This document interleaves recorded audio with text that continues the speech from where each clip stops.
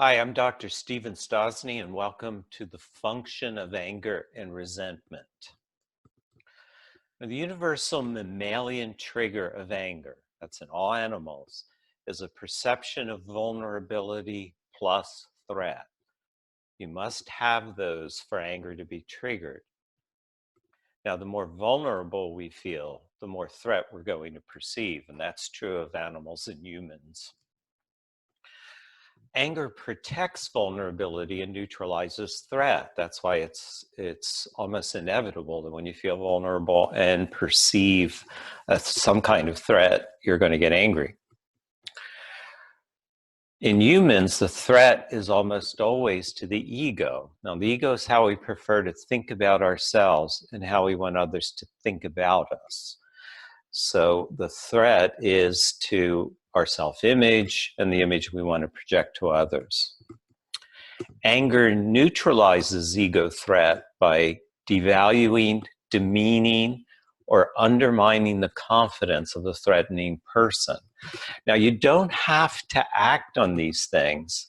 In fact, angry people get in trouble without ever saying or doing anything, because anger is the most physical of all emotions. It changes your facial expressions, your body language, your eye contact, your muscles puff up. Even if you don't say or do anything, your body is devaluing, demeaning, and people will feel the hostility coming from you, even if you're not doing anything wrong overtly. Now, the vulnerability can be physical. That's low resources, tired, hungry, dehydrated, low blood sugar. All of those are likely to stimulate some degree of anger because anger has adrenaline in it, and your body needs the adrenaline when your physical resources are low. Pain.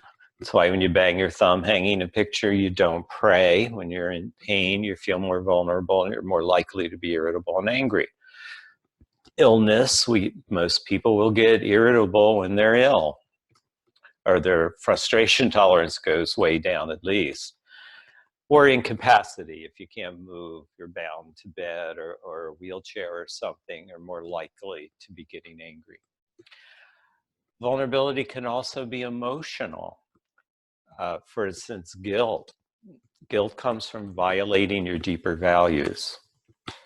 Shame, that's a sense of failure or inadequacy. Fear, there's danger in the environment. Sadness or sorrow, and that comes from loss. And grief comes from loss of loved one. Now, vulnerable emotions are self-correcting if we allow ourselves to experience them, at least briefly. Guilt motivates behavior consistent with deeper values. So if you don't waste the energy of guilt on anger or resentment, it'll motivate self-correcting behavior. It'll make you be true to who you really are. And if you're trying to hide the guilt with anger, you're going to betray who you really are. Shame motivates new attempts at success. Shame, I think, is the most misunderstood of all emotions.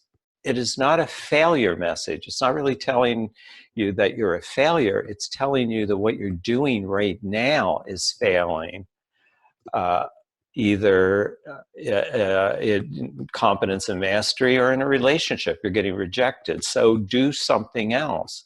The problem with shame is it comes from the toddler brain. It's an alarm. It doesn't know what to do. It's just telling you stop what you are doing and do something different. Fear motivates caution or safety seeking. Sadness, sorrow, or grief motivate value creation. In other words, you want to invest value, hold people or things as important, worthy of appreciation, time, effort, and sacrifice. That's what those emotions are motivating you to do.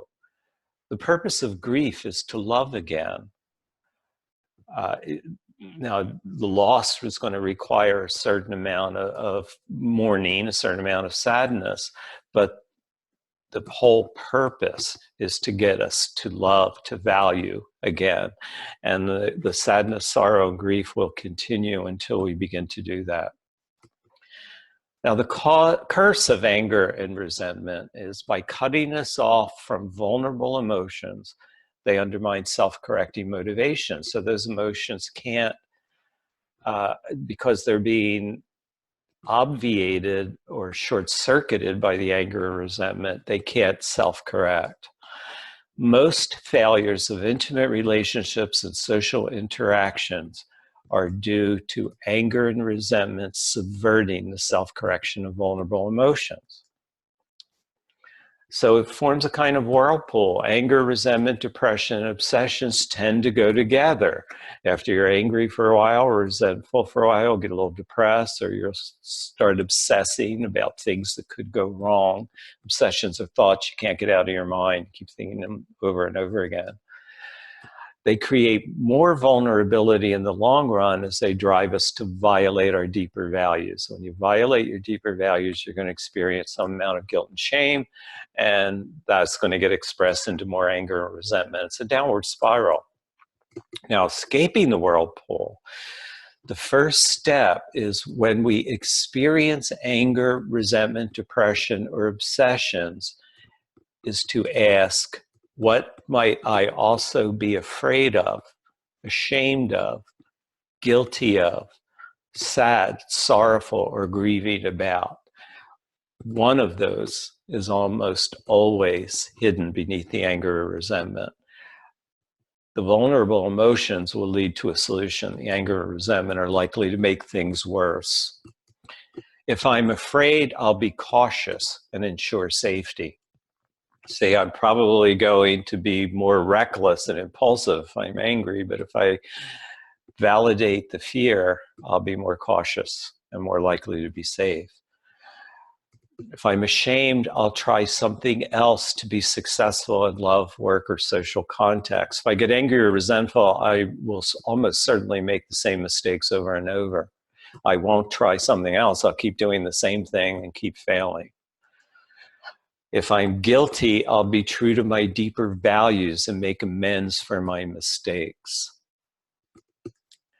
If I'm sad, sorrowful, or grieving, I'll create value, hold someone or something as important, worthy of appreciation, time, effort, and sacrifice. Humans are at their best when they're creating value.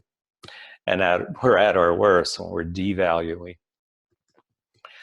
Now, the great therapeutic challenge is to build habits of validating vulnerable emotions and acting on their self-correcting motivations, rather than denying, avoiding, or blaming them on others. See, anger comes from denying, avoiding, or especially blaming vulnerable emotions on others. The only way the brain forges habits is through repetition and practice. When you feel anger or resentment, practice doing something else to be successful in love, work, or social contexts.